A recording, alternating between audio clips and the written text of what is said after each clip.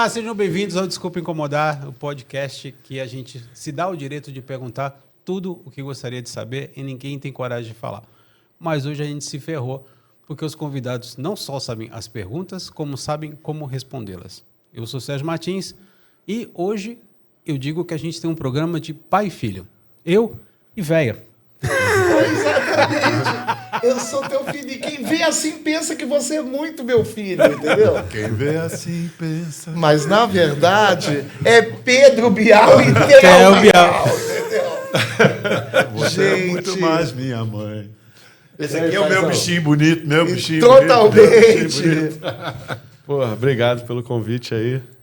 Sempre bom estar com meu pai. Sempre bom, você. Com a gente é uma merda, né? Mas com o seu pai é bacana. Ah, porque eu moro em São Paulo e ele mora no Rio. Então é uma coisa que a gente valoriza muito, assim. Não é todo dia. Theo, A gente está aqui. tem que ter muito culhão para fazer um disco cantando Chico Buarque. O que te deu na cabeça? Qual foi a ideia? Por que você resolveu fazer isso? Isso eu acho que é uma pergunta com muitas respostas, mas eu acho que o Chico, ele é um mestre da nossa música brasileira, né? E eu sempre gostei. Lá em 2019 eu fiz um projeto que foi o início dessa ideia, que foi até com um quarteto lá do Rio chamado Quartetinho. A gente tocava na noite, aí fizemos um show na Casa da Glória. Só que aí era Chico e Tom.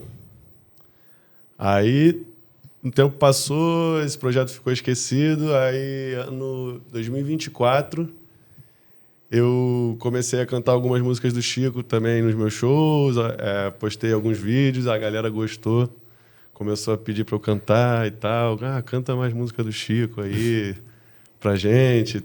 E hoje também estão tendo muitas releituras, né? Fulano canta ciclano, não sei o quê. Aí eu falei, cara, eu acho que seria importante para mim fazer esse show, assim, né? Acho que é um artista que eu me identifico, assim, sonoramente, né? As referências do samba, do Rio de Janeiro, da bossa nova, né? Aí eu falei, vou entrar nessa enrascada aí, que eu acho que também vai ser bom pro meu desenvolvimento como músico, né? Assim, Você tem 3 discos. E a impressão que eu tenho é que o anterior foi o Neo Bossa e você tem o teu primeiro disco. Mas o Vertigem, aí depois o Neo Bossa. Eu tenho a impressão que você vai lançando o disco à medida que você vai descobrindo as músicas, à medida que determinado compositor vai se apossando do teu coração.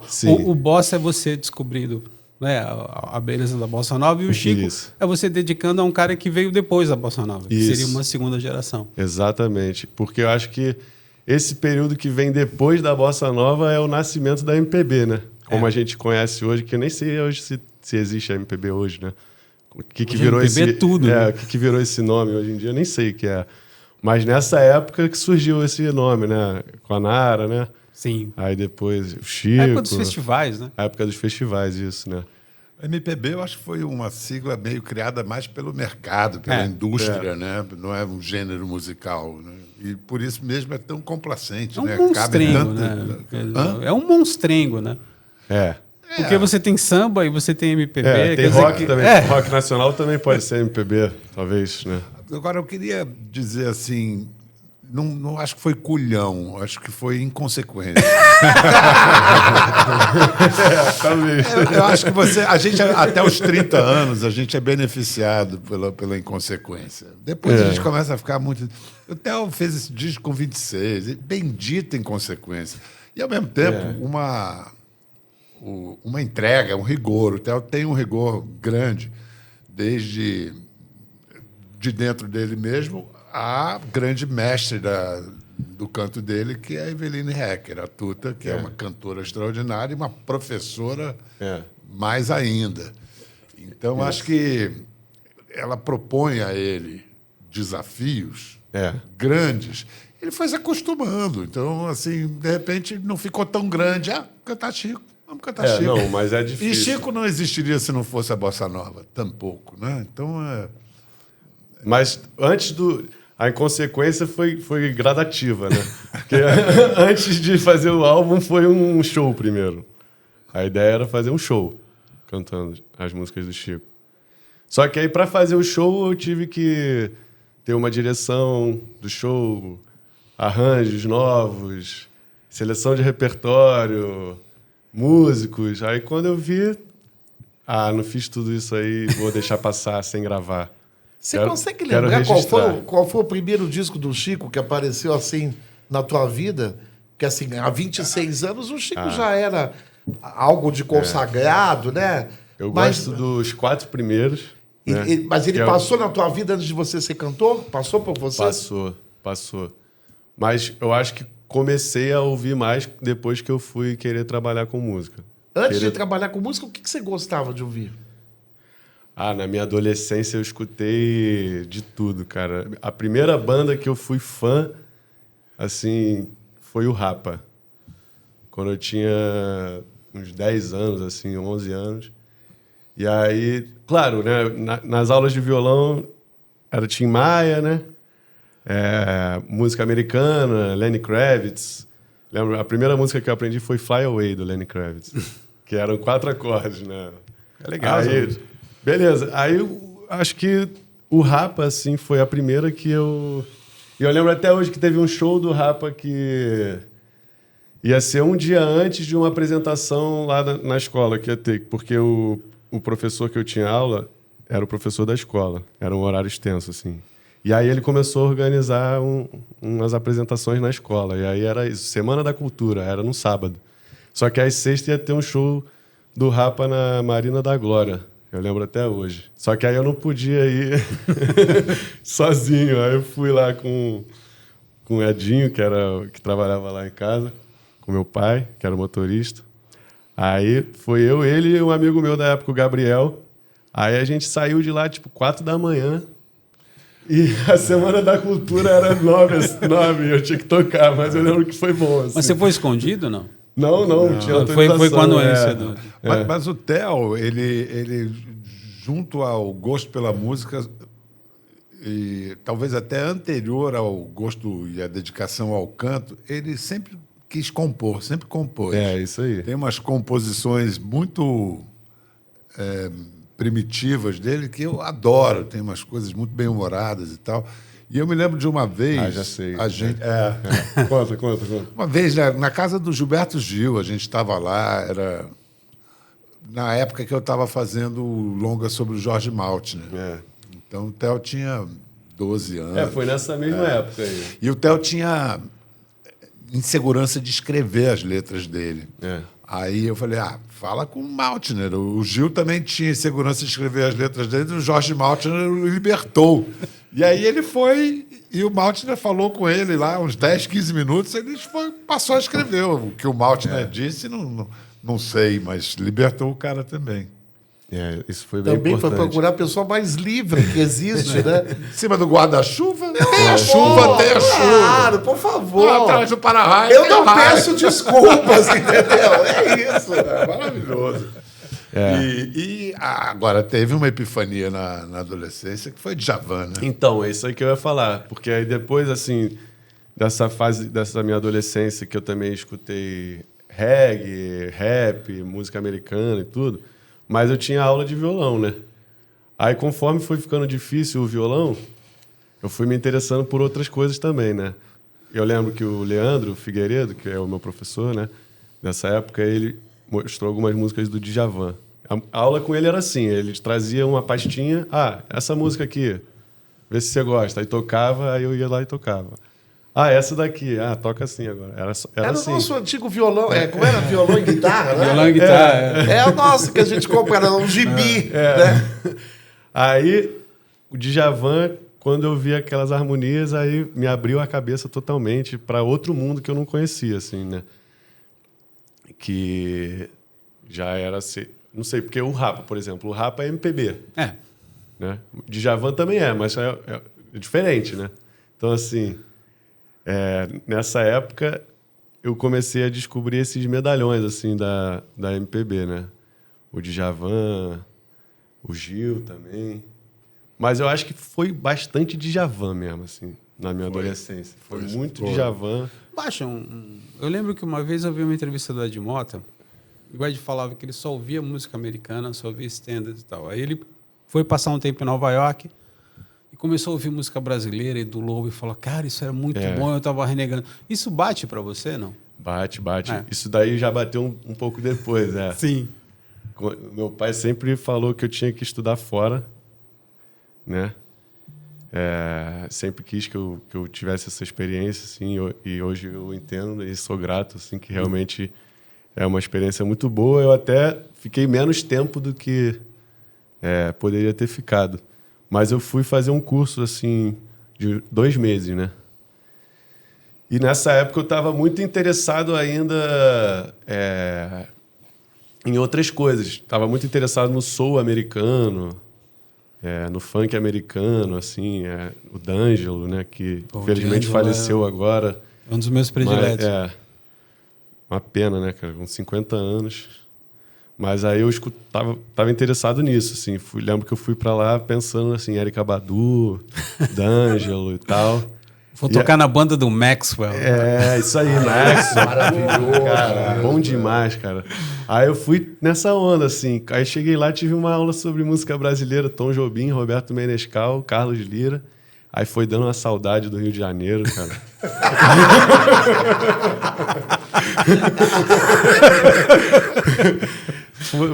Deu uma saudade. Descobriu o Nara, né? Cara. Bom. Aí deu uma saudade da praia, assim, do Rio, assim. Cara, falei... eu tenho que voltar, cara.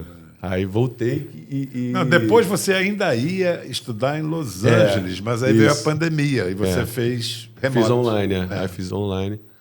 Mas aí, quando eu voltei, que aí eu realmente fui estudar a fundo a música brasileira, como um todo, assim. E desse período mais de, tipo, dos anos 70 para trás, né? Que aí foi Tom Jobim, Vinícius de Moraes... Porque isso está no inconsciente de todo brasileiro, Exatamente. né? Então, não é que eu não conhecia, né?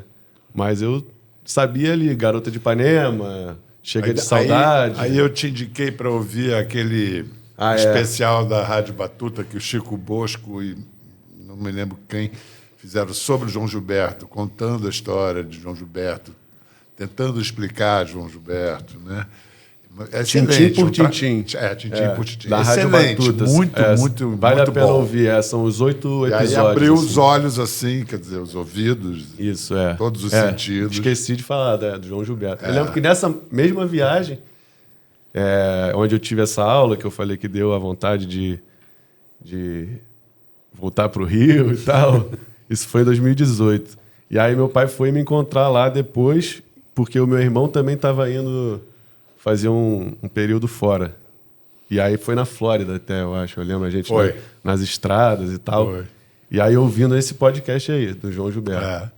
E o irmão dele, que vem a ser neto de Nara. Então tem um contraparentesco ali. Cujo nome é... José Pedro. Olha que maravilhoso. Cara bem batizado. Gente, não, nós ficamos íntimos agora no Instagram. Porque o José Pedro escreve pro José Pedro. Coisa mais maravilhosa. Mas ele não usa muito, né? Ele usa o José Bial. Se bem que ele já assinou José Pedro Diegues Bial, mas aí é nome demais, né? Zé Bial, tá bom. Mas o Zé, ele era ninado pela avó, né? Botava o disco da Nara e ele dormia ouvindo Nara. Tem uma coisa muito bonita aí. E o Theo pega uma carona nesse. E aí, como é que funciona a tua curadoria com teus filhos? Eles é que fazem a curadoria para mim, para me atualizar. Eu não tenho a disciplina, não tenho as oportunidades para ouvir e me atualizar sobre o que está sendo feito. E hoje é tanta coisa, né? Você não tem uma corrente só. Não, mas o meu pai, ele está sendo modesto. Porque é um poço de sabedoria. Quando eu fui fazer esse álbum aí do Theo Canta Chico, ele é uma das músicas, o ilustríssimo Ciro Monteiro, Receita para Virar Casaca de Neve. Raríssima. Se não fosse ele, eu talvez não descobrisse. Mas a questão é que Chico Buarque, meu Deus, Chico Buarque aí é a minha vida. Eu tinha, 7 anos quando eu vi a banda. A banda é uma canção para crianças. Ficava atuando. Eu me lembro exatamente Quando eu ouvi a banda pela primeira vez, eu comprei o Moog. Eu tinha o Moog. Moog era Eu tinha o Topo Gigio. posterior ao Moog. Que era o Agildo Ribeiro. O Moog, o Chico Buarque era garoto propaganda do Moog. O Chico Buarque e o Simonal também, né? O Wilson Simonal também. Então, ou seja, a direita e a esquerda gostavam do Moog, né? Eu fui acompanhando o Chico, é que nem Beatles, Rita, Rolling Stones, que vão nos acompanhando Caetano, Gil, a cada disco a gente ia crescendo, ia descobrindo. O Moog é o quê, pai? Desculpa aí. O Moog era um bichinho que, na verdade, era uma almofada, que tinha uma carinha e tal. Era só isso. Era uma boa sacada de marketing. E tinha esse garoto propaganda. Porque o Chico, ele chega como um namoradinho do Brasil. Ah, que fofinho o Chico. Depois, como grande artista que ele dá um nó nessas cabeças exílio, e trai todo mundo e bota para quebrar. Trai no sentido de renovação. Você tem que ter alguém que se martirize, né? Como o Cazuza, em outro momento. Alguém que rompe com o que está sendo hegemônico para que se possa andar adiante. E ainda por cima com a dramaticidade da ditadura ali no auge. Eu me lembro, por exemplo, do Clique apelido do tremendo trovão na minha cabeça quando eu vi Construção pela primeira vez. Aquele disco. Gente, ali é o Sgt. Peppers do Chico. Total. Né? Assim, vai para um outro espaço, outra Muda dimensão. o formato da capa. Muda. Porque a capa era sempre... Aí fica um retratinho pequeno. O gatinho, o fofinho. Muda tudo ali. Sério de bigode, um retrato pequeno dentro da capa grande. O Brasil já não era mais o mesmo, o que quer dizer aquele disco, né? E aquela coisa louca daqueles decassílabos perfeitos. O estilo de composição também muda, eu acho, né? Completamente. Porque nos primeiros 4 álbuns dele é muito canção ainda. Mas você não tem uma nenhuma Rita que você canta. É meio Noel, que ele adora. É um samba, brejeiro. Ele era comparado ao Noel, o novo Noel. Aí tem o Construção, aí tem o Cotidiano também nesse álbum, né? Você gravou o Cotidiano, né? O Cotidiano tá também naquele disco com o Caetano, né? Emblemático lá do Castro Castro Alves. lembra sempre daquele, né? Aqueles Porque o Caetano... Você não entende nada com o Cotidiano, né? E o Deus lhe pague, que emenda no Construção. Você fala, caramba, de onde veio isso? Tem Rogério Duprá ali, né? Tem Rogério Duprá. Tem, total. Mas como é que funcionava a sua curadoria? Essa do álbum? Não, a curadoria do teu pai. O que ele mostrava para você? O que você mostrava para ele? Ele mostra muito livro também. Eu, para irritar meu pai, eu tocava Kiss, mas Ele me mantinha informado de hip hop muito. O José é mais hip hopper, né? Ele é mais... Até mesmo os clipes pois do José. Eu não sei o que eu te mando, cara. Você é o seguinte... Pra onde, né? O Theo as discussões de adolescente, né? O Theo faz uma atividade que eu admiro muito, porque ela se aplica ao jornalismo, à música e tal, e que ele aprendeu com o João Gilberto, que é arqueologia. O que é a obra do João Gilberto? É a arqueologia do que ele ouviu durante a vida inteira. Ele vai lá, regrava, reautoriza. E o Theo faz a arqueologia da arqueologia a partir dali. Então, de vez em quando, ele me manda sambas que eu nunca tinha ouvido. Acho que você tinha me falado sobre isso aqui. Que o Theo te instruía muito sobre samba. A última que eu mandei para ele foi uma do Carlos Lira, eu acho. E era Copacabana. É lindo. Pô, que foi uma das últimas músicas que o Carlos Lira fez e gravou. Tem um clipe dele. Joyce gravou também. E agora o Menescal gravou com a Cris Delano também, nesse álbum novo que eles lançaram. A Joyce gravou com o Dori. Foi a primeira gravação que eu ouvi, é lindo. O Emílio Santiago gravou essa música também. E essa música é linda mesmo. É linda. E aí eu te mandei, mas eu te mando uns sambas também, né? Manda. Eu mando mais livros, você tem razão. Eu te mando livros sobre música. Mas mandou livros que com certeza mudaram a minha vida também. Qual livro? o Noites Tropicais, do Nelson Mota. Que ele quase me obrigou a ler. Isso lá atrás. Isso lá atrás. Não, quer fazer música brasileira, começa a ler essa porra. Claro. Ele deixou assim no Agora eu já dei sala. um pouco mais difícil para ele, que é A Fugitiva, do Lourenço Mani, que é espetacular, explica Tom Jobim de um jeito incrível. Do Rui Castro também. Eu dou aspirado. Eu estava lendo a vida do Beethoven, que é incrível. Então. E aí... O de piano? É esse? Tá lá. Técnica de tocar piano clássico, segundo o filho do Beethoven. Caramba. Era um filho do Beethoven que fez e que até hoje é uma cartilha... Theo tá querendo aprender piano. Eu ainda não me aventurei nesse livro, não. Só folhei. Tem um livro que eu adoro sobre samba, que é o do Lira Neto, que é uma história do samba. Não sei se eu não li esse. Esse vale muito a pena. Verdade. Vou atrás desse. E foi o primeiro que ele fez depois do Getúlio, né? Depois da trilogia do Getúlio. Foi o primeiro que ele fez. Aí dei pra ele também o Amoroso, do Zusa, que é demais, que é uma beleza. E agora eu tô louco pra ler o do Theo. Falando em livro. Tô falando em livro. Eu sou um marciano, caí na Terra agora, tá? Então explica pra mim quem é Isabel do Vôlei, que você acabou de fazer esse livro. A Isabel, ela foi assim, junto com a Jaqueline e algumas outras jogadoras da geração dela, a pioneira da afirmação do vôlei como esporte de paixão nacional. Só que essa ascensão delas como atletas e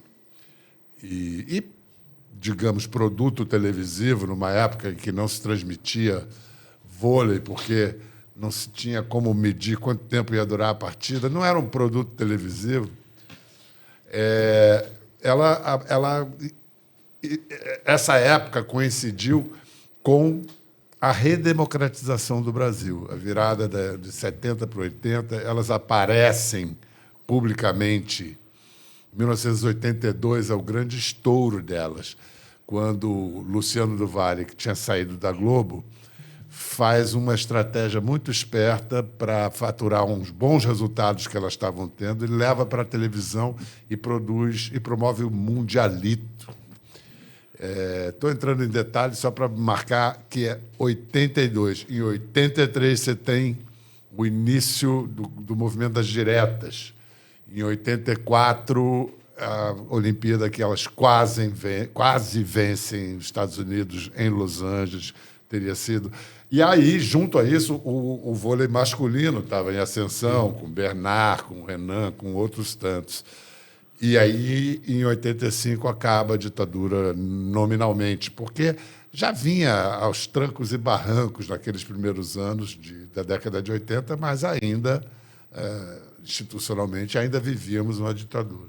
Então, ela representou não só a Isabel por ser uma mulher muito inteligente, ela representou não só uma excelência atlética, como uma voz muito própria, corajosa, incontível, falava sobre qualquer coisa, mas não falava qualquer coisa. Falava com grande tirocínio e virou uma referência dessas comparáveis ao futebol, sendo que o próprio Casagrande reconhece que ela foi anterior à democracia corintiana. Eu lembro que ela... Desculpa te interromper. Eu não sei se eu expliquei. Não, mas assim, eu lembro que ela e a Jaqueline... desculpa te interromper, elas peitaram ele, o Figueiredo, que era o técnico da seleção brasileira de vôlei, e ele cortou elas no... Mas o Enio adorava elas. O Enio cortou porque elas fizeram por onde para ser cortadas. Quem realmente comprava a briga com elas era o Carlos Arthur Nussmann, o presidente da Confederação, que tem todo o mérito de ter feito coisas incríveis, mas era um cara muito brigão. Sim. Com a Isabel, ele se reconciliou. Com a Jaqueline, ele nunca se reconciliou. A ponto da Jaqueline, que ganhou a primeira medalha de ouro da história da Olimpíada para uma mulher, não ter sido convidada para a abertura das Olimpíadas de 14 no Rio de Janeiro. Não desfilou. Por ressentimento, rancor do Nussmann com ela. Mas, enfim, então, assim, a Isabel, ela é o que tem próximo a mim para escrever essa biografia, ela era, assim, a mãe, muito maternal, Com 17 anos ela ficou grávida pela primeira vez, 17 para 18. E aí ela fez o que na época foi chocante, ela jogou grávida. Até os 7 meses. Nunca ninguém tinha jogado grávida. E aí isso já chamou a atenção de todos e tem uma rima histórica inevitável, porque são 2 crias de Ipanema, com Leila Diniz botando a barriga de fora grávida na praia de Ipanema, coisa que eu e Isabel vimos. Ninguém mostrou a fotografia, nós estávamos na praia, nós vimos Leila. Então, escrever esse livro foi também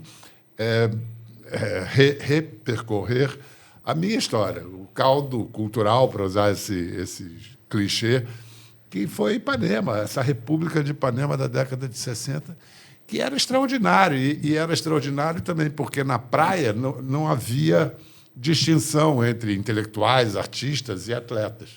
Todo mundo conversava, se enriquecia um do outro e tal, porque era aquela coisa, esporte era coisa para burro, né? Na casa da Isabel mesmo, a mãe dela era intelectual, professora, e nunca entendeu que vôlei. A mãe da Isabel Maria não sabia nem o que era uma bola, assim, nem queria saber, achava que isso era coisa... Então, foi a primeira rebeldia da Isabel, porque a Isabel tinha tido como rebelde, foi ir fazer o vôlei e se encontrar no vôlei como um meio de expressão dela. Sabe? Poderia ter sido outro esporte ou uma arte. E a gente está aqui reunidos pela música. Isabel era muito culta, muito conhecedora de música. E nos últimos anos de vida teve aula com a Eveline, que a gente falou há pouco aqui. E a Eveline fala no livro da cultura musical da Isabel e das músicas que ela pedia para cantar. Pediu simplesmente Lígia, Nossa. que é uma das canções mais difíceis. E cantava direitinho. Então, os filhos da Isabel, ela, como eu disse, ela era uma mãe, assim, acima de tudo, eles me pediram para... a gente quer que os netos dela saibam quem ela foi. Me pediram para escrever a biografia. Eu tinha uma proximidade muito grande, porque durante a vida a gente acabou se afastando, se vendo esporadicamente, mas a nossa adolescência toda, até o início da vida adulta, foi muito, muito próxima, muito íntima. Então, eu não tinha o distanciamento para fazer uma biografia, assim. Então, eu aviso isso logo de cara e faço uma carta aberta. É uma carta aberta a Isabel. Ô, Theo, qual é a Ipanema de um rapaz de 26 anos? É. O Pedro agora explicou, né, então, a dele. A gente estava vindo para cá, eu estou no meio do livro, né? Ainda não terminei. Mas eu perguntei para ele, pode dizer que também é uma história de Ipanema? Esse livro. Né? Porque ele conta as histórias, né? No livro aí, né? O Saque Jornada nas Estrelas, que foi lá na praia, né, pai? Foi de sacanagem. O Bernard ficava brincando de jogar a bola lá no alto, na praia não tinha... Né? Na praia não tem teto, na praia de Ipanema não tem teto. E aí ele ficava brincando daquilo, de acertar para cair na quadra. Até que deu certo. E como os jogos eram no Maracanãzinho, que é muito alto, ele começou a jogar... Aí foi um escândalo internacional, ninguém pegava aquele saque. Mas eu sou meio romântico, eu acho, assim. Sabe? Eu sei que a Ipanema mudou muito, né? E esse rio de amor que se perdeu, né? Como fala na Carta ao Tom 74. Já em 75, exato. Né? Então, em 2025, né? Mas tem esse folclore, não tem como, né? Eu acho. Eu, quando vou para Ipanema... Já dá vontade de parar num botequim, tomar um chopinho. Eu me lembro pegar a praia. Um dos primeiros shows que eu vi do Theo foi na praia de Ipanema com o Menescal, no pôr do sol, no dia 1º de janeiro de... Era 22? 21 ou 22? 22, que eu ainda estava em regime meio fechado, de máscara, tudo mais. E ali, naquela hora, vendo ele cantar Garota de Ipanema com o sol se pondo, eu falei, cara, essa Ipanema permanece. É um tanto de melancolia para quem viveu aquilo, porque eu costumo dizer que a utopia, para a maioria das pessoas, é um lugar no futuro. Para mim, para Isabel, para Cazuza, para as pessoas que viveram essa Ipanema, a utopia era a nossa infância. Ipanema era um lugar realmente utópico, uma república toda própria. E a expressão de um Brasil que não rolou. Um Brasil que foi interrompido, não aconteceu. Mas alguma coisa fica das coisas mortas. Aliás, muita coisa fica de coisas mortas. Então, pode ter morrido aquela Ipanema, mas alguns valores ficaram, permanecem. Você está falando um pouco dessa questão de nostalgia, e eu vou repetir para vocês uma pergunta que eu fiz para a Emanuele Araújo, que estava vivendo a Clara Nunes no teatro. A Clara Nunes, em plenos anos 70, em plena ditadura, era uma mulher que entrava de pé descalço, com roupa branca, que era, né, dos cultos afro-brasileiros, cheia de conta, fazia aqueles rodopios como se estivesse recebendo, né, incorporando no espírito, e passava às 9 horas da noite na Rede Globo. Tempos depois, a Vanessa da Mata foi participar de um programa de televisão e pediram para ela não colocar a palavra macumbeira numa canção.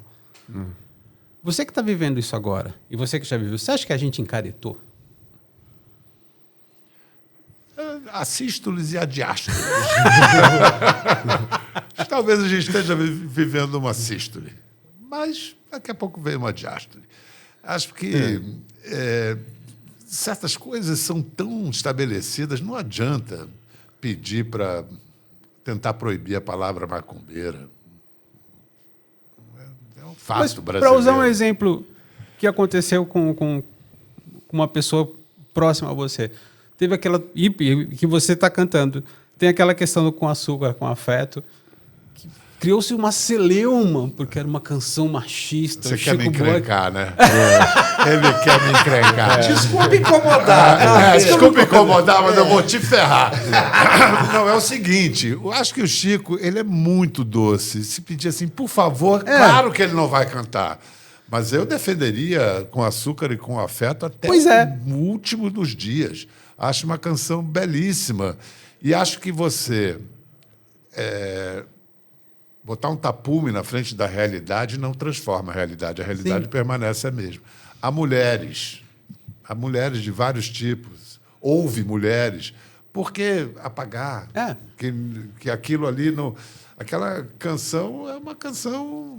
E tem aquela outra que eu amo, roncou uma semana, despertou mal-humorado, quis brigar comigo, que perigo, mas não ligo. É tão naif, eu acho, sabe? Eu não vou me livrar dessas canções jamais, entendeu? E é tão bacana essa tradição da música brasileira em oposição aos nossos vizinhos latino-americanos, que... aquela... né? Aquele melodrama e tal. O brasileiro não. Eu não presto, mas eu te amo. É isso. Eu não presto, mas eu te amo. Assim, só ia falar da pergunta dele. Ele não cantaria. Ele não cantaria. Não. É mesmo? Porque não sou eu que tenho que falar se tem que cantar isso ou não, né? Se o próprio Chico não vai cantar, eu não vou cantar também. Interessante que você cantou o folhetim e você não mudou o sexo do protagonista. Não. Eu gosto de fazer isso com canções com eu lírico feminino e manter o eu lírico feminino. Isso é um clássico do Chico, ele faz isso como ninguém, né?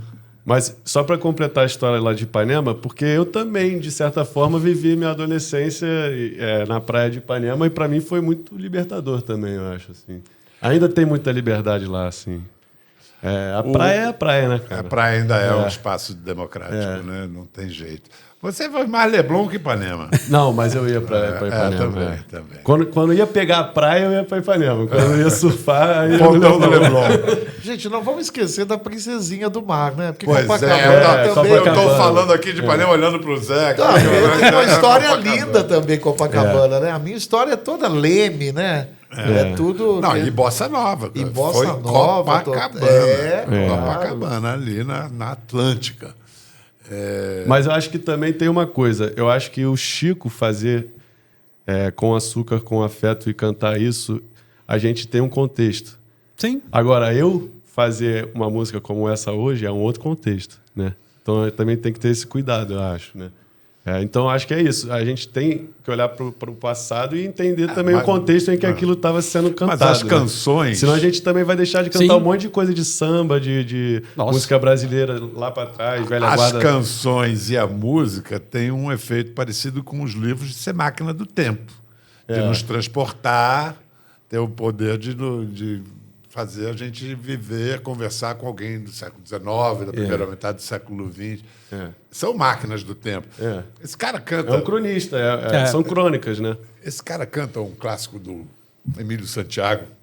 Perfume siamês. Eu amo. Que beleza, né? Altair Veloso e Paulo César E Feital. decididamente o brega de ontem é o chique de hoje. Porque o Emílio levou uma chicotada da mídia. Né? Ele ficou conhecido como Mr. Aquarela. Como é que pode, né, com essas canções que hoje todo mundo adora. Entendeu? E o contrário acontece muito. O chique de outrora é o brega de hoje. Também, Opa! É verdade. verdade. Nossa, mas perfume siamês, coitado do Emílio, ele levou uma chapuletada. Zé, você sabe que eu me lembro do dia em que ele se apresentou no Flávio Cavalcante. Eu estava assistindo, criança assistindo o Flávio Cavalcante, veio A aquele... grande chance. Exatamente. E ele arrebentou, mas assim, não tinha dúvidas que ele era um cantor pronto, profissional. E o assim. Menescal, né, que produziu, cuidou dele naqueles primeiros discos, que eram discos de elite. Mais um. Mas o próprio Menescal. Menescal que disse, entra nas aquarelas. Quem Isso aí. que o Menescal não cuidou, né, cara? meu Nossa amor. Senhora. E o Emílio, esse cara é fã do muito, Emílio. sou muito. É um Eu amo. seguidor do Emílio. Eu amo, assim. Eu amo o Emílio, amo. Você assistiu, Flávio Cavalcante, esses programas de calor? Assistia. Não ao vivo. Ao vivo eu fui no Chacrinha. Flávio Cavalcante eu assistia pela televisão. E adorava. Acho que o Flávio é muito injustiçado pela história. Ele foi um grande apresentador e uma pessoa legal. É porque ele era anticomunista, então tá lascado, anticomunista no mundo artístico. Mas ele era ele tem uma história muito bonita. Ele salvou uma mulher interessantíssima da história brasileira, que é uma grande poetisa, uma figura assim, importantíssima, desde o primeiro marido dela, que foi um dos maiores artistas plásticos do Brasil, que foi o Ismael, e depois ela foi mulher do Lorival Fontes, do nosso Goebbels, do Getúlio, a Dalgisa Neri. Dalgisa Neri estava roendo borda de pinico num bar de Petrópolis, num canto, pobre, sem ter onde cair morta. Flávio Cavalcante levou ela para casa, e ela morou na casa do Flávio Cavalcante até a morte, sendo cuidada por ele. Uma grandeza, assim, A Leila incrível. Diniz, né? A Leila escondeu a Leila na hora que o bicho pegou. Isso. Não, o Flávio era um grande... Ao mesmo tempo quebrava disco, né? Não, horrível. Adorava fazer essa cena. Humilhava. Nossa, ia ser cancelado no primeiro episódio, né? Ia ser uma loucura. Não, barra pesada. Flávio Cavalcante, Carlos Imperial, tem personalidades que não poderiam viver hoje. O Carlos Imperial, ele era mau. O Flávio Cavalcante não era mau. O Carlos Imperial era mau. O Carlos Imperial me convidou para uma suruba. Te convidou? E para você entrar com o quê? Não fui. Não, eu entrevistei ele e ele era jurado do... A gente estava falando de júri, jurado do programa Silvio Santos. E aí ele por telefone falou assim, meu filho, você tem uma câmera fotográfica? Eu falei, não tenho, seu Carlos, eu sou repórter e tal. Arruma uma câmera fotográfica e me procure ali no SBT, na Taliba Leonel. A gente vai pegar umas 4 vagabundas ali da plateia, eu vou falar que você é da Playboy, vamos todos para o meu quarto de hotel e aí você finge que vai fazer um ensaio com elas e a gente faz o que tiver que fazer. Eu falei, tá bom. Lógico que eu não fui. Me conte fora dessa. Não, mas inclusive ele se envolveu com a polícia, né? Casos de corrupção de menores e tal. E ele inventava calúnias, né? Nossa, perigosíssimo. terrível, um homem terrível. Agora, ao vivo eu vi os programas do Chacrinha. Eu fui ao auditório na TV Tupi, na época que ele estava na Tupi, lá na Urca. E era, nossa, uma aula de loucura, né? Porque uma coisa que hoje os programas de televisão não ousam era o barulho. Muito barulho. Assim, ninguém se escutava. Era muito barulho. Quanto mais barulhento, melhor. Quanto mais barulho, melhor. Quando ia para o comercial, aumentava o barulho. Para ficar quente. E aquele frevão. Era demais. É porque também não tinha fone, né? Era tudo caixa de som, né? Tudo playback. Era. O som Tudo playback. Do estúdio, né? E eram umas tudo coisas som assim, quem é valendo, que né? vai querer a mandioca do Ney Mato Grosso? Gente, que louco. Imagina hoje. Hotel, como é que você, um cara de 26 anos, Agora eu tô lida com com a rede social que a minha geração não aguenta mais? É complicado. Você vai nela? Acho que tá todo mundo viciado, né, cara, em rede social. E eu, inclusive. Mas eu tento me policiar para não ser. E também, hoje também faz parte do trabalho, né? Isso que eu ia dizer. Então, é um imperativo.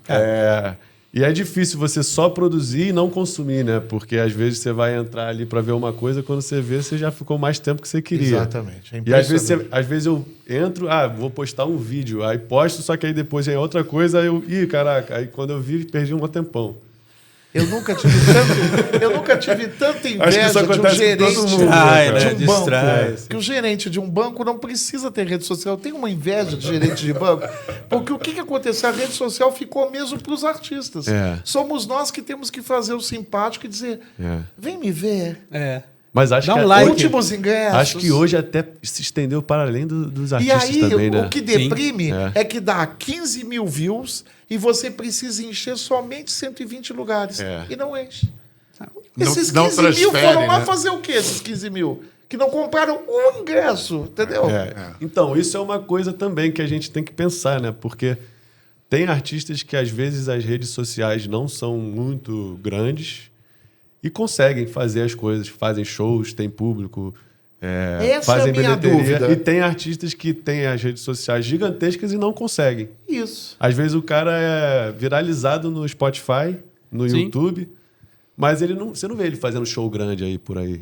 Exatamente. E às vezes um artista que formou um público ali já de um tempo, de uma caminhada. No Rio de Janeiro tem um monte, assim, né? Claro, tem rede social, posta todo dia lá alguma coisa, mas assim, não tem milhões de seguidores. Eu gosto tem, muito... sei lá, 50 mil, 100 mil, e o cara consegue fazer. Eu gosto muito desse menos, às vezes. planejamento de carreira que um Mosca tem ou que um Zé Cabaleiro tem. Que o cara formou aquele público dele, aquele público tá com ele. Não importa se ele tenha 15 mil views ou 15 views. Isso aí. O cara vai lá e vai assistir, tá interessado e tal. Porque eu penso muito que a gente acabou girando aquele artista que é viciado em like de Facebook, de Instagram. E que acha que aquilo ali se reflete nas pessoas que consomem ele. Mas inclusive há esse paradoxo, né, de que como a reprodução das músicas foi monopolizada pelos streamings e como é absolutamente escandalosa a exploração dos direitos nos streamings, mais do que nunca são os shows ao vivo que são a subsistência de todos os artistas, né? Então é um aparente paradoxo. Não sei se necessariamente existe uma contradição aí. Mas você vê, né? Ivan Lins, se ele parar de fazer show, a vida não rola. Ele precisa pagar as contas fazendo show. Ivan Lins, gente. Porra. A gente não tem mais venda de CD, né? Não. Isso é até uma coisa que eu tô pensando assim em trabalhar de alguma forma. Então foi ao Japão com o Menescal. Foi uma viagem que... Foi você que estava naquela viagem no Japão? Estava com ele. Que o Menescal falou que demorou 36 horas para chegar. Foi a última turnê do Menescal ao Japão. Eu demorei 40. E ainda cheguei com a minha mala extraviada. Mas Japão é aquilo, eu já cheguei com a mala extraviada, já tinha uma plaquinha lá, né? Theo Bial, sua mala não veio. Uma plaquinha na esteira rolante, assim. Que maravilha isso. Theo, sua mala não veio. Ou seja, eles já sabiam que... Mas eu falei do Japão não só porque foi muito importante para ele como músico, como pessoa, mas porque lá eles ouvem. Todo mundo pediu CD. Não consomem plataforma, ouvem CD. Sensacional. As lojas são... Eles são muito analógicos ainda lá. São muito analógicos. Eles gostam da tecnologia dos anos 80. E, por exemplo, a gente hoje aqui no Brasil é tudo Pix, né? Lá não tem isso não, é tudo dinheiro vivo ainda. Dinheiro vivo pra caramba. Então, assim, tem algumas diferenças culturais, assim, né? Que me fazem, às vezes, pensar que isso não precisa ser a regra, né? É o que você está falando. Talvez se eu construir um público que seja fiel e que tenha o hábito de comprar CD, eu não dependa tanto das plataformas, né? Sim. E hoje, até mesmo na parte da distribuição digital, você muitas vezes faz o contrato com a distribuidora só da parte de digital. Se eu quiser vender CD ou o vinil, é um outro contrato. É uma outra coisa. Esse projeto até, o Theo Canta Chico, eu pedi a liberação só digital. Eu nem sei se Fiquei pensando nisso. Porque eu tenho gravadora. Eu fiquei pensando nisso. Então, se conseguir, hoje eu a gente olhei já e pode falei, trocar uma ideia fiz uma sobre conta isso. aqui, ó, hipotética. Eu fiz uma conta. Então, Opa, eu acho que vocês têm muito a conversar, hein? porque eu não fiz, mas eu me arrependi de não ter feito o CD, sabe? Nunca fiz nenhum CD. Só todo o meu trabalho Mas o sempre Japão foi... vai fazer, não se preocupe. E aí... Sobre a saída do Menescal, eu achei engraçado. Eu estava conversando com ele e ele falou que volta e meia alguém pergunta para ele assim: qual é o melhor lugar do Rio para se ouvir bossa nova? Ele falou: vou te dar uns endereços em Tóquio. Agora, Pedro Bial, Diga. Theo é convidado para participar do Big Brother. Ih, O que o apresentador Pedro Bial falaria e o que o pai Pedro Bial falaria? A mesma coisa. É. Eu desaconselharia. Desaconselharia, porque o Big Brother, assim, idealmente, é para quem não tem nada a perder. Acho que o Theo já tem uma coisinha. E se fosse para apresentar o Big Brother? Aí eu aconselharia.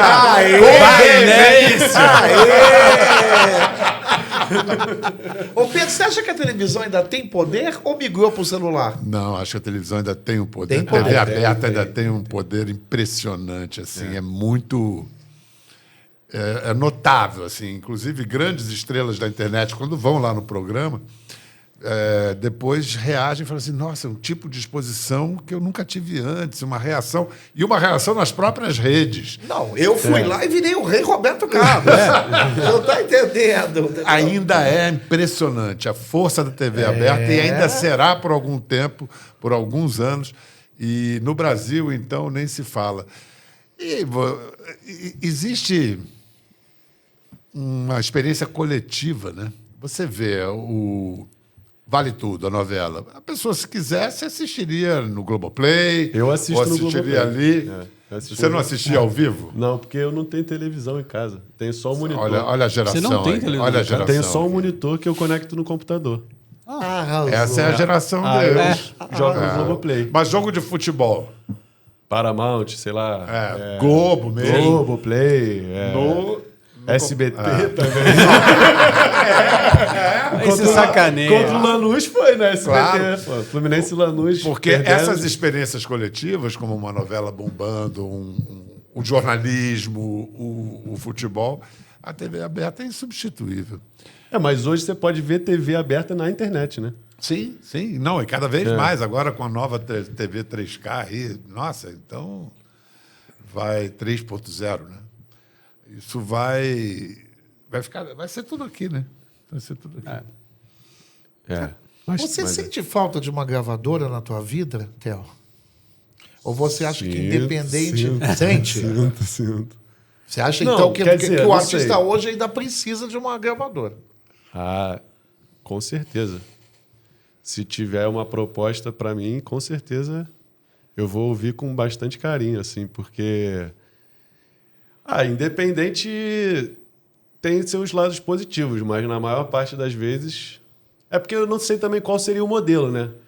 É assim, se uma gravadora depende do modelo, né? Assim, eu acho que o principal é ter a liberdade de criação artística, né?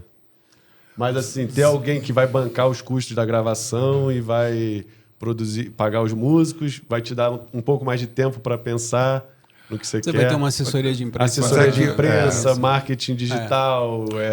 Mas um jovem da geração do Theo não tem ideia do que era o poder das gravadoras. Década de Faz a 70, 80, 90. Assim como não Da tem... palavra jabá. Mas ainda é. Nossa. Ainda é. É? Nas É? plataformas. Eles sim. têm também. Tem jabá influência. nas plataformas? Opa, se tem. Tem Claro sim. que tem. Isso não é uma coisa que ninguém me falou, isso é da minha experiência, mas o que eu vejo. As famosas playlists, né? As playlists, cada distribuidora eu acho que já tem umas vagas, assim. Exatamente. Playlist tal tem tantas vagas aqui para gravadora tal. Aí, dentro da gravadora, elas vão escolher os artistas que estão lançando as músicas ali que se enquadram melhor. E as playlists são sugeridas pelas próprias Exatamente. plataformas. São curadores. E os lançamentos da semana também. Curadores Eles criam do para Spotify, você Deezer, isso. uma coisa chamada radar de novidades, mas aquilo ali é direcionado. Entendeu? Não é espontâneo aquilo. E vou dizer uma coisa também que não sei se o Sérgio já reparou isso, que os lançamentos na íntegra da semana estão no iTunes. Para você achar o lançamento de um artista de pequeno e médio porte, você tem que praticamente mergulhar na plataforma digital. Jones, O iTunes continua dando todos os lançamentos. Por quê? Porque você paga o disco ali, entendeu? Agora a plataforma, você entra ali, parece que toda semana só saiu 4 discos. MC, Gadeki, Pipipi. Eu digo, gente, mas cadê o cara do violão? Mas aí esses os MCs a gente conversa depois. Entendi. Lá fora, né? Mas tem o radar, eu acho que é um pouco algorítmica também, não é? Por exemplo, radar de novidades. O algoritmo faz mais ou menos pro seu perfil. Isso. Mas também tem a dos curadores, né? Sim. Que são pessoas mesmo que trabalham no Spotify, no Deezer. Quem serão elas, Pois né? não sei quem são, eu não sei. Mas aí você tem que fazer meio que o pitch. Você tá nas playlists? Já entrei em algumas. Já entrei. Agora, nesse momento, eu não sei. Eu acho que tô no... Tá com o Spotify aberto aí? Tô. Acho que eu tô no Samba Pela Manhã, talvez. E os nomes, Pedro? Eu adoro os nomes. Samba Pela Manhã. Eu acho que Sabe o que eu acho que mais falta pra você? Tango ao cair da tarde. O que eu acho que faz mais falta é... Eu, por exemplo, eu sou de uma geração que a imprensa tinha muito poder. Então você tinha, na Folha de São Paulo, no Globo, no Jornal do Brasil, no Estadão, você tinha críticos que consagravam. E falta um cara pegar o teu trabalho, que é um trabalho altamente sofisticado, e falar assim, aposta nesse garoto. Isso ajuda você não muito. conhece Theo Bial, tal, não sei o que, mas aposta nesse garoto. Isso você não tem mais. Isso era uma função que o Tarek de Souza tinha, o Luiz Antônio Giron, o Antônio Carlos Miguel, caras que eram conhecidos por serem extremamente rígidos e ouviriam o teu disco e falaram assim, esse disco desse moleque merece ser ouvido. E aí esses caras teriam um alcance sobre várias pessoas para falar, tá bom, mas o Tarek está falando, acho que eu vou dar uma chance para esse cara aí. Não, isso aí, com certeza. Eu fiquei comovido quando eu vi o Luiz Fernando Viana fazer o artigo sobre o disco do Theo. Que é um jornalista fantástico. E por iniciativa dele. É um cara que se pauta. Seríssimo. Ele se pauta. Ninguém pauta o Luiz Fernando. Exatamente. E ele é brilhante. Um cara, assim, de grande cultura. Sim, então, eu fiquei... Para mim, foi o maior elogio ele ter escolhido o Theo como pauta. Assim, achei... E foi boa a conversa. É como uma crítica ultra positiva. Ele sabe super o que está fazendo. Ele Total. é um dos últimos. É do nível de Tarek de Souza. Isso. Entendeu? Deve ter sido professor. Muito curioso para ver o novo livro do Tarek sobre João Gilberto. Também estou louco para ver. Está saindo, acho que hoje. O João, você chegou a entrevistar? Nunca. Eu, quando era foquinha, eu falei, vou conseguir. Isso em 1982, 83, ele morava no Parque Hotel do Leblon. E aí eu comecei a ir diariamente ao hotel e ele me atendia. Eu ficava a mesma coisa que ele fazia com todo mundo. Eu ficava na recepção, no telefone, conversava um tempão. Eu já gostei de você, Pedro, já estou gostando. Sim, vamos fazer. Porra nenhuma, né? Não fiz nada. Mas adorava ficar conversando. Tá? Fiquei conversando com o João Gilberto 15 minutos, cara. 15 minutos era rápido. Né? Mas eu ficava lá na recepção e ele no quarto. Mas conversava, mas prometeu. Eu tenho um amigo que tinha uma entrevista marcada e aí o João falou assim, você espera eu jantar? Ele falou, tudo bem. Tá, que horas eu ligo, João? Não. Eu vou botar o telefone fora do gancho, eu vou jantar, você vai me escutar, jantar, e depois eu falo com... Aí ele falou com o editor dele, e o editor falou, não desliga, senão ele não vai te atender mais. O cara tem que ficar, ganhou a entrevista, mas ele ficar esperando o João mastigar. Ele deu a entrevista? Deu a entrevista. De boca cheia? De boca cheia. De barriga cheia, na verdade. Você já teve a oportunidade de conhecer um ídolo teu? Já, Sim, o Djavan mesmo, é mesmo? Conheci pelo meu pai, né? O Djavan Você gravou, na verdade, a última vez foi o especial do Teve Djavan. um especial do Djavan. Djavan. Mas eu Djavan, já tinha conhecido ele. O Djavan sempre foi mais ou menos próximo e foi se tornando mais próximo nos últimos anos. Eu escrevi um release para o Djavan no ano 2000 ou 2001. Eu já sei quando eu conheci o Djavan. Lá no Altas Horas. Foi. Primeira Foi um especial vez. do Altas Horas pro Djavan. Aí eu tirei uma foto com ele. E depois a gente encontrou com ele lá na praia Aí do Toque, lá em Alagoas. Uma vez a gente encontrou com ele. E aí eu tinha o songbook do Almir Shediac, do Djavan. Aí eu levei para ele assinar. Tenho até hoje lá, assinado. E aí, depois dessa terceira vez aí. Qual é a música mais difícil de tirar? De tirar? Do Djavan? Nossa. Tem Você tá falando do songbook, qual foi que você mais sofreu ali? Eu acho que capim é difícil pra caralho. Que engraçado. Porque eu não toco nada, então eu fico tentando imaginar. Capim tem uma harmonia difícil. Tem uma que ele fez pro Dominguinhos, que é o... agora esqueci o nome. Tudo bem. Mera luz que invade a tarde. É a rota do indivíduo. A rota do indivíduo. Beleza. Isso é uma beleza, né? Com Orlando Moraes, isso. Olha só. Incrível, né? Tem alguém que fala que o Djavan é o que faz a música difícil mais fácil do Brasil. As pessoas cantam tudo aquilo, né? Eu esqueci quem Com disse aquela essa frase agora, sofisticação mas... toda, ele é muito popular. Mas é isso. E, de certa maneira, não explicitamente, mas implicitamente, o Chico abençoou você também, né? Porque Chico só Buarque, dele deixar eu fazer o show o e Chico gravar. Buarque foi muito próximo da madrasta, da mãe do irmão do Theo, da Isabel Diegues. Então ele ficou sabendo. Um dia eu ainda quero conhecê-lo, né? Mas você não conheceu o Chico? Daqui a pouco. Não. O Chico é sensacional. É uma delícia. E ele adora que a gente fique com medo, sabe? Eu tenho. Ele me deixou sozinho no camarim esperando ele. Quando ele botou a mão em mim aqui, eu saí gritando que nem incêndio. Aí no dia seguinte o Mário Carivelo me ligou e eu atendi e falei: Mário, não me põe nessa situação. Pois é o Chico. Desliguei. Ele ama que a gente fique nesse nervoso com ele. Pois entendeu? A Mônica Porque ele é um Salmazo. moleque, ele é animado. Não é... A Mônica Salmazo que fazia o show com ele e disse que um dia o Chico falou assim: peraí que eu vou te apresentar uma pessoa no camarim. Aí viram o Milton Nascimento. E ele falou: pois é, Mônica, ele vai ver hoje o Chico, o Milton que canta tão bem Beatriz, vai ver hoje você cantar Beatriz. Filho da E a Mônica puta.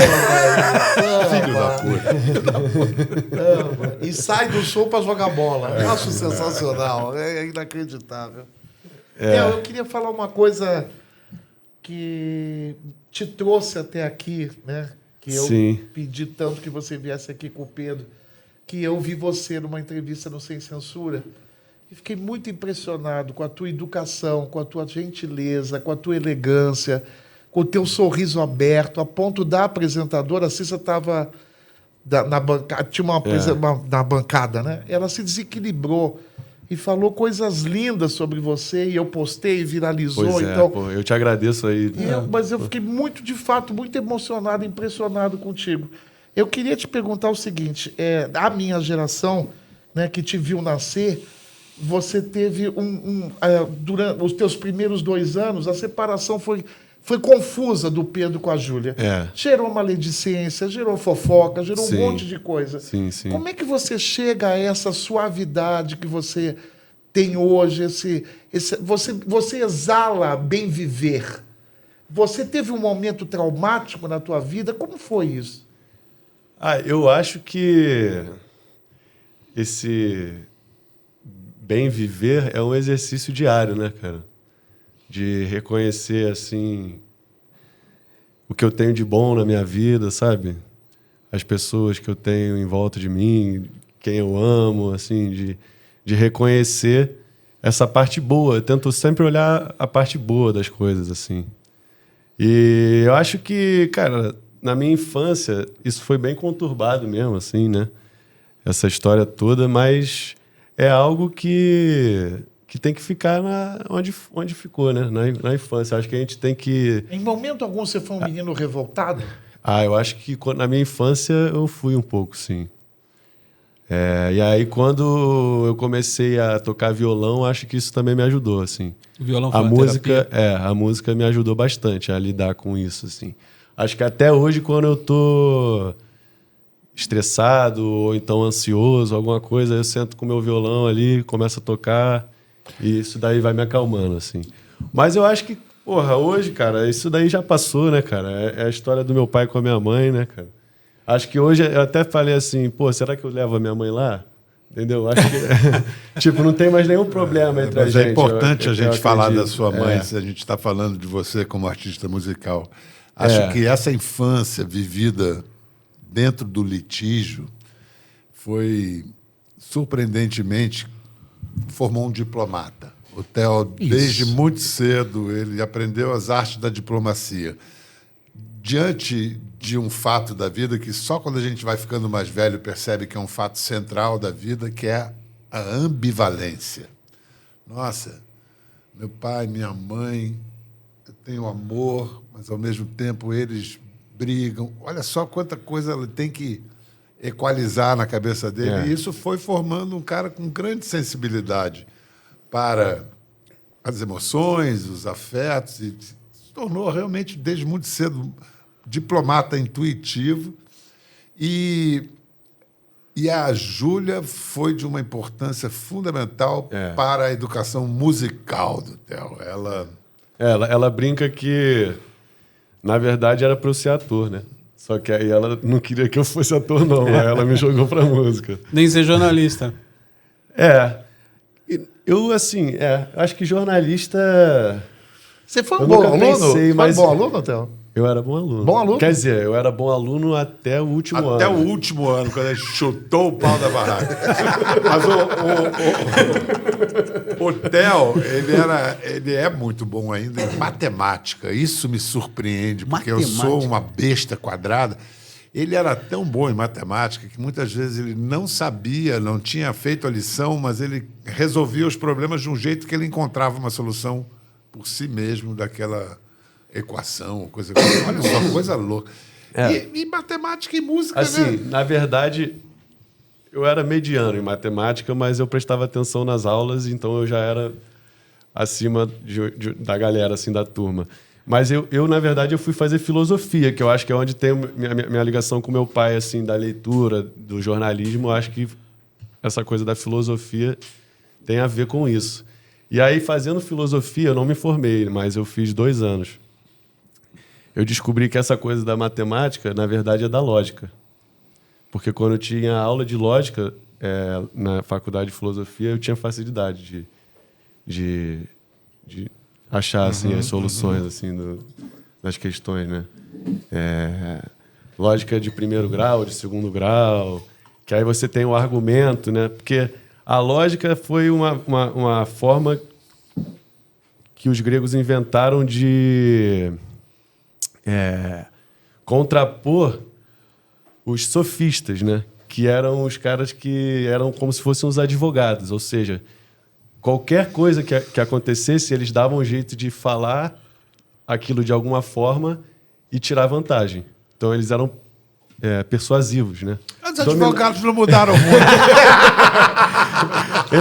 Eles dominam a linguagem e aí contam a verdade da maneira que interessa a eles. E aí a lógica veio com Aristóteles ali para... Não, peraí, esse argumento que você está falando aí está errado por causa disso e disso e disso. Tem uma contradição lógica nisso. Não sei o quê. Então é uma ciência que mistura a matemática com a linguagem, né? Do dia a dia, né? A lógica. Ela pega as frases que são da língua portuguesa e tudo, transforma tudo aquilo na matemática e aí confere a veracidade daquilo, né? Sabe o que eu gostei do disco? Além dessa inconsequência de você cantar o Chico, tem uma das canções que você mete um tambor baiano. Chico, não sei se foi João e Maria. João e Maria, que é um ritmo, é uma valsa, né? Bota inconsequência nisso, né? Por quê? Isso foi ideia da Nalimar Ventapane. Irmã de Martinalha. Irmã da Martinalha, filha de Martim da Vila.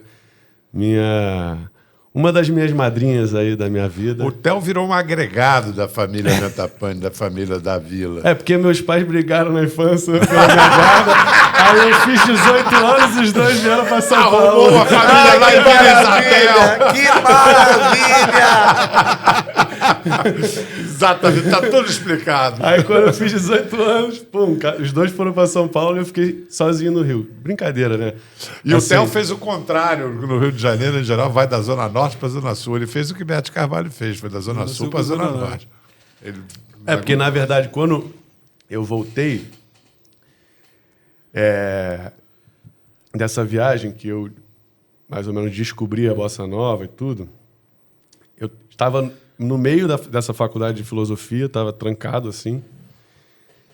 E aí eu falei, caraca, e agora, cara? Se eu for terminar a filosofia, eu vou virar acadêmico, né? Senão, eu já chegou naquela hora que eu tenho que escolher o que eu vou fazer. Não dá mais para enrolar e tratar a música como um plano B e nem nada disso. Aí falei, não, mas eu quero ser músico. Só que se eu for fazer uma faculdade de música, eu ainda vou ter que estudar mais um ano para fazer o Enem, para entrar na faculdade. Eu estava sentindo o tempo correr, e aí eu falei, vou tocar. Comecei a ir atrás de lugar para tocar, bar, restaurante, onde quisesse estava indo. Legal. E aí foi onde eu conheci o samba, né? Na verdade, eu fui atrás da Bossa Nova e encontrei o samba. Que são irmãos, né? São irmãos, total. Ô, Pedro, eu vou fazer Sérgio? Deixa eu só fazer uma última pergunta para ele. Vai. Cara, vamos lá. Você tá falando que seus pais foram para São Paulo, você ficou sozinho no Rio. Aí você começou a tocar em barzinho. Aí você grava um disco pro Chico e o teu pai nem se digna a apresentar o Chico pra você. Que raio de Nepo Baby você é, cara? Você não é Nepo Baby. Né? Não, cara. Eu sou, né, cara? Eu sempre fui, porque esse que é o nome novo, né? Mas antes eu era o filho do Pedro Bial e da Júlia Gunn, né, cara? Desde que eu sou pequeno, né, cara? Mas então é isso, tô acostumado a isso, cara. Mas quando você foi confrontado lá no programa com isso, você deu uma resposta, eu achei muito então, sábia. Cara, eu tive uma boa escola, né? Apesar desse problema familiar que eu tive, sim, a gente vive num país que, porra, isso infelizmente não é exceção, né? Sim. Família é um problema na maior parte delas. Eu também me separei, a minha separação também não foi nem um pouco legal. E assim, tem vários problemas também, sim, né? Além desse problema de guarda, tem problema de abandono, tem problema de miséria mesmo também. Né? Mais de 50% dos lares não tem figura paterna. Então, assim, e eu reconheço também que o meu pai se preocupou em justamente também ser um pai, né? Eu acho que ele, cara, é um pai que, porra, mano, é sem palavras mesmo. Arrebentou! Tipo assim, cara, nunca poupou esforço, sempre me deu educação, saúde, né? Então, assim, eu tenho que ser grato, né, a isso. E como é que eu posso fazer para retribuir isso pro país onde eu tô? Fazer uma canção. Pro lugar onde eu tô. Porque o pai do Fábio Júnior já tá muito velho. Faz uma canção pro Pedro aí, pô. Entendeu? Vamos lá. Mas aí que tá. Você tá construindo o teu caminho. Isso eu acho muito importante. Você não tá pleiteando o programa, você não tá pleiteando nada. Você vem aqui e tá construindo o teu caminho. E eu acho muito legal. Quando eu entrei em contato com o teu pai falou assim, resolve com o Theo. Resolve com o Theo. Depois eu vejo. Eu me adequo. E eu acho isso muito legal, cara. Não tenho... Obviamente, teu pai tem um grande orgulho de você, mas ele não é pai de Miss. E, obviamente, você tem um grande orgulho do seu pai, mas você tem consciência da qualidade da tua obra. Isso eu acho muito bacana. Não, meu pai realmente, cara, sem palavras, ele é muito carinhoso. E assim, eu acho que, para mim, como eu falei, é um nome novo para uma coisa que sempre teve, né? Sim. Então, sempre fui o filho do Pedro Bial e da Júlia Gunn. E o filho do Pedro Bial convivia com o Pedro Bial no café da manhã, no almoço, no jantar. Então, assim, as histórias que ele conta, do que ele já fez profissionalmente, as guerras, história da geopolítica, história de curiosidades, de livros e tudo. E aí eu achava que isso era normal, né? Sim. Aí só depois que eu hoje eu consigo enxergar que isso, na verdade, é um privilégio, cara. Porque, porra, não sei se todos os pais são assim, tá entendendo? E a própria história de Nepo Baby, isso aí é uma tradição através dos tempos. A família de circo e mesmo famílias de advogados, famílias de médicos. Eu acho um termo muito cruel. É muito natural que a profissão seja semelhante. Isso é Mas nesse desde caso, que o mundo é assim. Mas nesse caso você é jornalista, minha mãe é atriz e eu sou músico, né? Na verdade, eu acho que isso é uma crítica às facilidades que eu possa ter por causa da sua imagem, da imagem dela. Mas você não... Que eu tenho, na verdade, né? Mas... Cara, você tem, mas eu acho que você conquista o teu espaço... Facilidades, às vezes, Facilidades às vezes dificuldades. Sim. Porque é o efeito comparação, o efeito rigor maior, porque esse cara mas se eu fosse filho de um artista, de um cantor, o efeito comparação seria pior, né? Seria pior. Então, nesse caso aí, eu vou meio pela tangente. Eu acho que por isso também minha mãe não quis que eu fosse ator, né? Sim. Que também ia ficar... Mas se tivesse que ser, você teria sido. Não. E eu ainda gostaria de me aventurar por esses caminhos aí também. Tem uma frase do Caetano que eu adoro. De repente, um bicozinho. A força que as coisas parecem ter quando elas precisam acontecer. É impressionante. Isso não tem... Não tem o que segurar. Não tem como fugir, entendeu? Exatamente. Bom, eu vou fazer 1 minuto de reflexão. Primeiro com o Pedro, depois com o Theo, tá? Então, por favor, solta o reloginho. Vamos ver como é que o Pedro se sai nessa. O que é mais difícil, encarar um ditador ou um influenciador?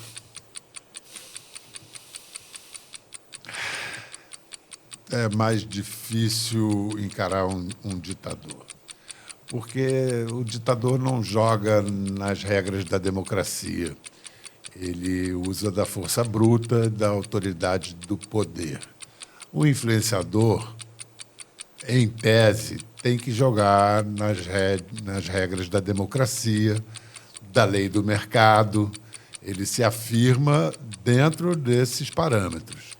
Então, eu entendi a malícia na pergunta, mas eu acho que uma coisa há em comum entre o ditador e o influenciador. Os dois estão destinados a morrer de seu próprio veneno. O que o Cazuza te disse que você nunca esqueceu? Caramba! Você é muito teimoso, Pedro. ele também era. O que te assusta mais, o cancelamento ou a indiferença? Olha, não temo nenhum dos dois. Acho o cancelamento grosseiro. A indiferença é bem mais terrível. Mas não temo. Se tiver que vir, vou ficar triste, mas não tenho medo, não. O que foi mais difícil, cobrir a Guerra Civil ou apresentar o Big Brother? Mais perigoso apresentar o Big Brother. O que é pior, comer um olho de carneiro ou ter rede social? Ter rede social. O que dói mais, ser mal interpretado ou ser esquecido?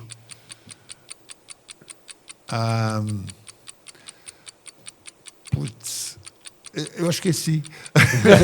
Não, eu acho que ser mal interpretado é muito duro, né? Assim, mas eu costumo dizer que quero uma chance para me explicar melhor. Esquecido? Não é tão mal. A lucidez é um presente ou uma maldição? Uma maldição.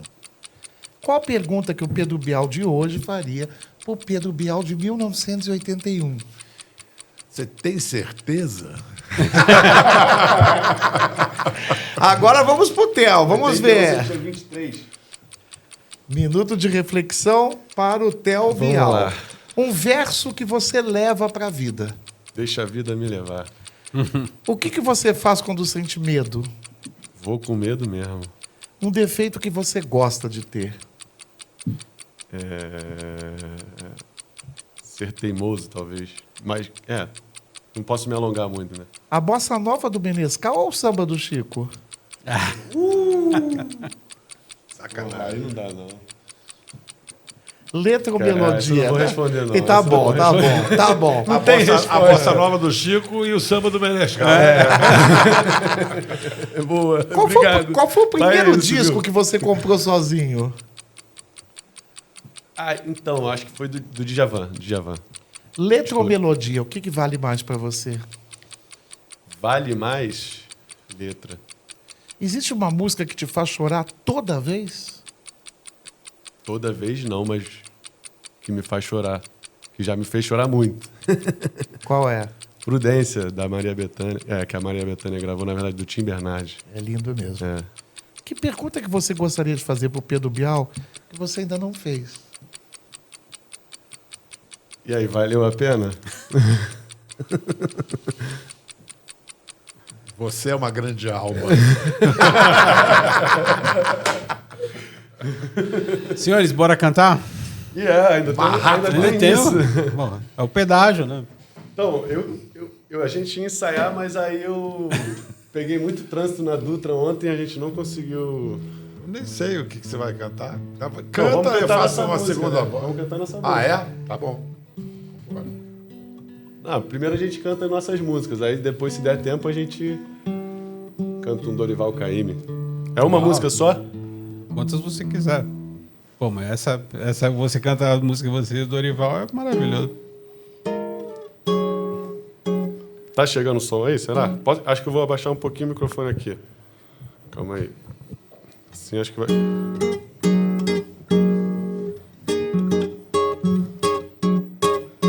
Tá com a letra? Azul, era um dia azul de sol, de sol, de sol, de mar, espuma e sal eu sei, e só eu sei, azul.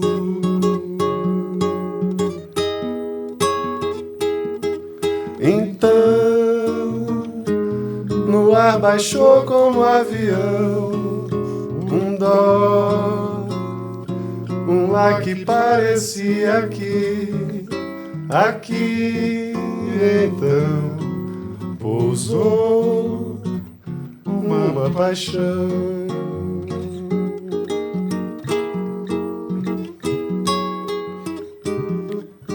Nessa tão bem-vinda confusão, ergui aos céus a minha oração, assim cresci, perdi a ilusão.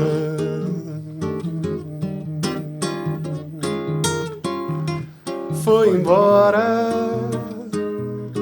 fim da tarde, derradeira, hora de felicidade verdadeira, se faz parte.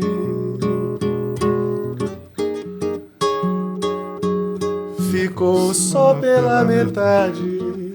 Só sei que nunca mais eu esqueci. Aqui, daqui eu nunca mais parti. Parti jamais calou meu coração.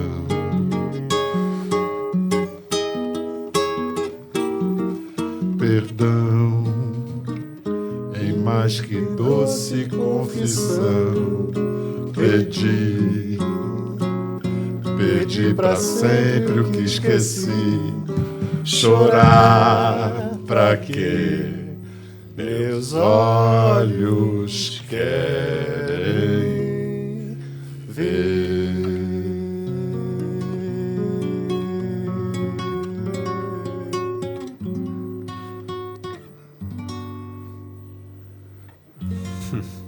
Mas que loucura, gente!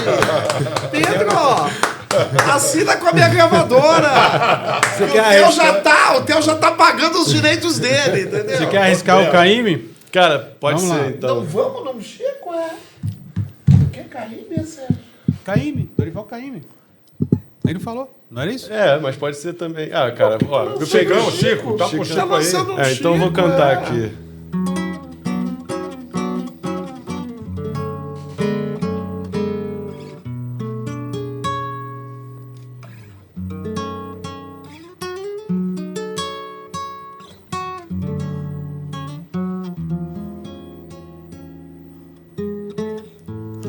Quantos artistas entoam baladas pras suas amadas com grandes orquestras.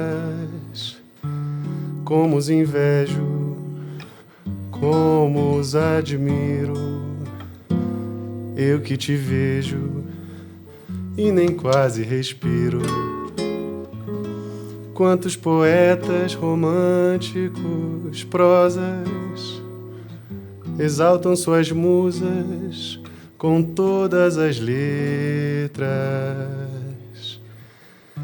Eu te murmuro, eu te suspiro, eu que soletro teu nome no escuro. Me escutas, Cecília, mas eu te chamava em silêncio na tua presença. Palavras são brutas, pode ser que entreabertos meus lábios de leve tremessem por ti, mas nem as sutis melodias merecem, Cecília, teu nome espalhar por aí.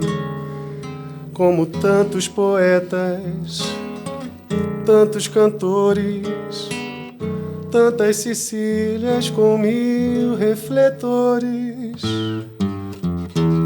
Eu que não digo, mas ardo de desejo. Te olho, te guardo, te sigo, te vejo dormir.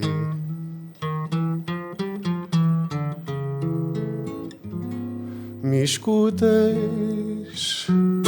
Cecília, mas eu te chamava em silêncio na tua presença. Palavras são brutas, pode ser que entreabertos meus lábios de leve tremessem por ti, mas nem as sutis melodias merecem, Cecília, teu nome espalhar por aí. Como tantos poetas, tantos cantores, tantas Cecílias com 1000 refletores.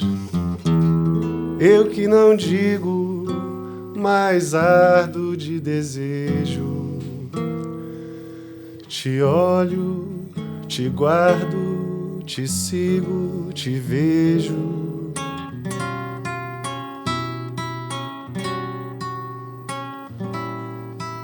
Te olho, te guardo, te sigo, te vejo dormir.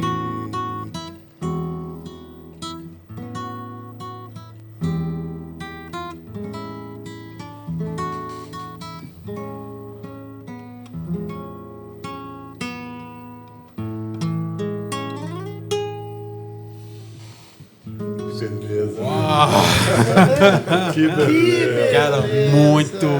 Luiz muito Cláudio Ramos e Chico Buarque. Essa Cecília é uma loucura. Essa canção é... Obrigado aí, gente. Muito obrigado, Zé. Que Obrigado, isso. Zé. Cara, é o sonho de Cecília. encerramos o Desculpa Incomodar. Queria muito agradecer Pedro Bial. Pô. Theo Bial. Obrigado. Meu novo melhor amigo. Véia, meu filho. Meu já velho amigo. A velha mulher amiga. Melhor amigo. A velha mulher é ótima. A velha melhor amiga. Obrigado e até o próximo Desculpa Incomodar.